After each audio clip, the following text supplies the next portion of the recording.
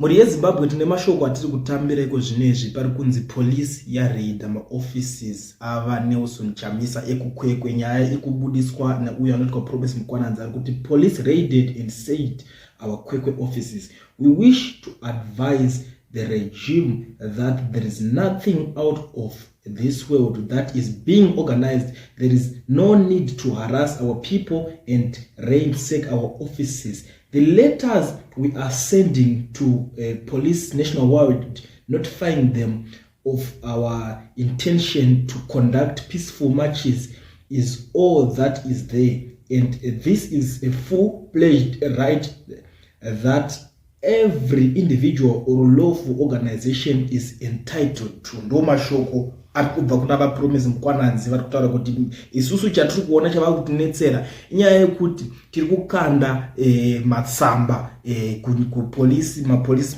nakasiyana siyana tichitaura kuti tiri kuda kuratidzira. So ndo nyaya iri kuzobuda panapa kunzi polisi yaenda kunoraida kunovhura maofisi avo vachisecha kuda kutsvaga kuona kuti munei. Pamwe zvichida vanogona kunge vane information yavanenge vachitsvaga imomo. Ndo situation yatiri kusangana nayo yatiri kunzwa. VaPromise Mukwananzi vanozivikanwa ndo vanga vari spokesperson vebato reCitizen Coalition for Change vachishanda nana Advocate Nelson Chamisa. So Advocate Nelson Chamisa pavakazosiya zveCitizen Coalition for Change, vaPromise Mukwananzi ndo vakazosara vachitungamirira nevamwe nana Jameson Timber vakazosara vakuzviti Chamisa's faction, and zvakare vanotobuda vachigombedzera vanhu kana kuti kuzivisa vanhu kuti ivo ndeve bato ravachamisa reBlue Movement, vachitaura kuti ivo vari team Chamisa, ndo vari kutaura kuti maoffices edu araidwa. Ende vaPromise Mukwananzi vaimbozikanwa zvakanyanya nembiri yekuratidzira kana yekudemonstrate kumazuva kana kuti makore adarika ayo